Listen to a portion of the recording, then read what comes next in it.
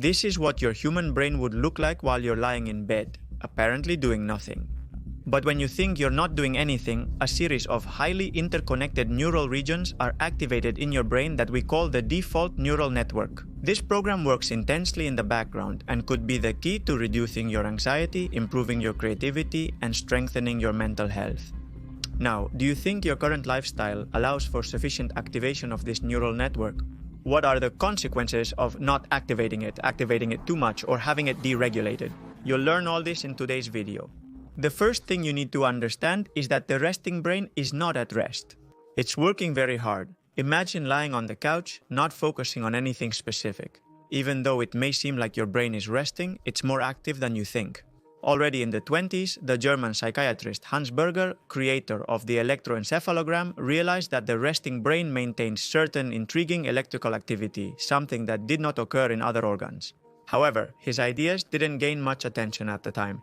It wasn't until 2001 that Marcos, Rachel, and their team named this default mode of the brain the default neural network. It's a network because it consists of several interconnected regions, not just a single one.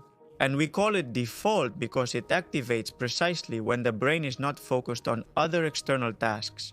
So, as you can understand, this neural network activates when your attention is not on external elements, when you're not directing your mental resources to some external element. A call, diaper change, Excel sheet, or Instagram reel can distract you. It can activate while you're showering, when you're taking a walk, or, as we used to say when we were kids, when you were zoned out, staring at the wall. A state that was quite relaxing when you thought about it, but from which you were always pulled out by your parents, teacher, or friends saying something like, "Borjalan, wake up, come back to reality." The default neural network does not act in isolation, it has other networks that activate and suppress it. The output neural network is one of those that turn off the default neural network.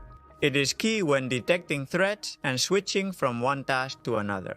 So what happens in our current environment? Well, we live in a social model where we never stop doing, where the distracted or unproductive are attacked, where the number of digital distractions is infinite, and where we are constantly jumping from one task to another.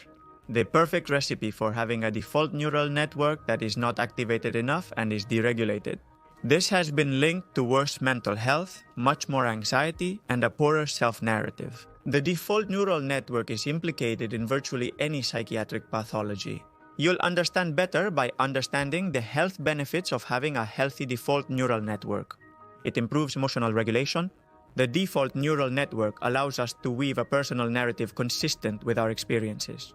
A story about who we are that in turn shapes how we perceive ourselves and how we relate to others. Interestingly, a deregulated default neural network increases vulnerability to addiction relapses, while a stable and functional default neural network prevents them. It increases creativity and problem solving. This neural framework facilitates the integration of past and present experiences, which improves creativity and problem-solving ability. It helps us connect the dots. That's why aha moments, eureka moments, instances where brilliant and novel ideas or solutions to entrenched problems usually occur when we're doing nothing. We have the autopilot on and let our minds roam free in the shower, walking, or mowing the lawn. It reduces rumination, thus reducing depressive and anxiety symptoms.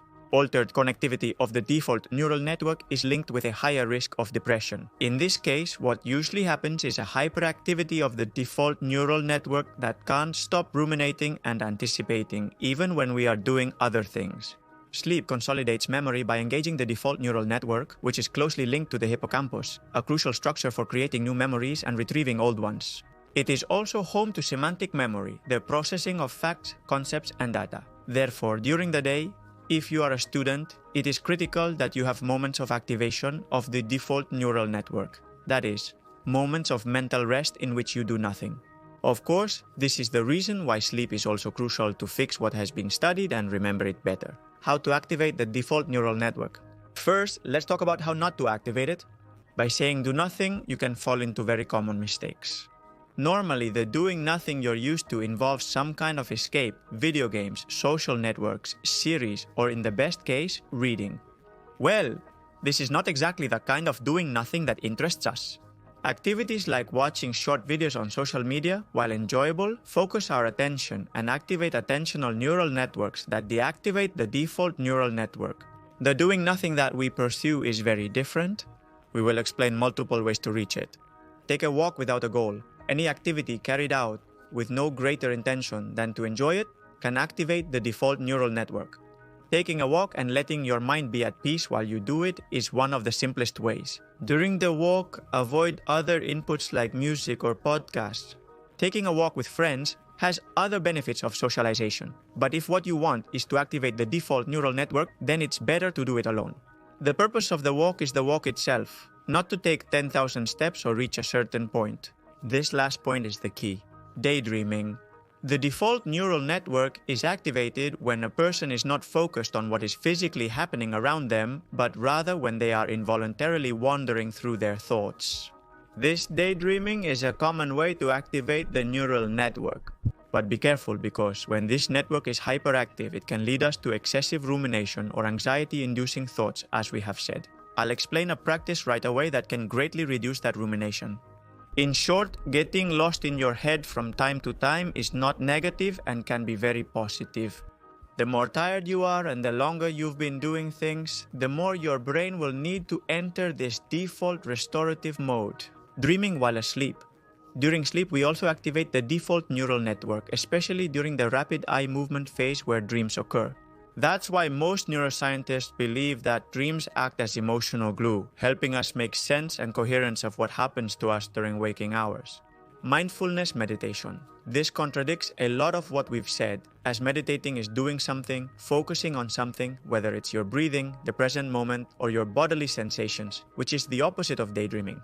However, paradoxically, when we strive to meditate, being a very demanding task, often our mind escapes to that state of self-absorption or distraction, which is precisely the default neural network in action. So, during meditation, we tend to be continuously jumping from a focused state, where the prefrontal cortex and the intraparietal sulcus are primarily activated, to a default state where these and other neural networks are activated. But it has another benefit, and that is when we gain experience in meditation, this practice manages to quiet or calm the default neural network, making it less hyperactive and significantly reducing rumination and overthinking. Slow and deep nasal breathing. Parasympathetic activation strategies, like anything that increases vagal tone, help to calm the default neural network and regulate it. Breathing is the technique we have most at hand to increase vagal tone. Specifically, slow and deep nasal breathing increases the connectivity of the default neural network.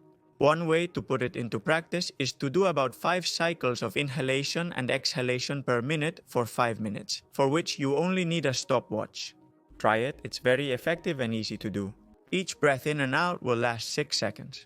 This increases heart rate variability and vagal tone in both young and older adults. In tactogens, this is not a recommendation, but compounds like psilocybin are showing to powerfully activate the default neural network and its connectivity with other brain areas. A single dose can increase neuroplasticity and perform a kind of reset in many neural areas, which is thought to be behind its therapeutic potential in depression and other psychiatric pathologies. Remember that any research in this field should be conducted under professional supervision and within a legal and ethical framework.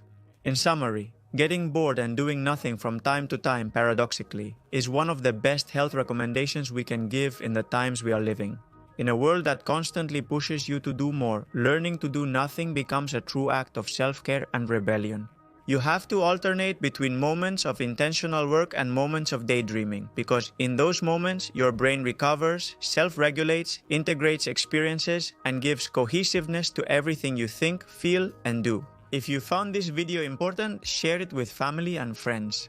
A big hug. Thank you for your attention and keep empowering.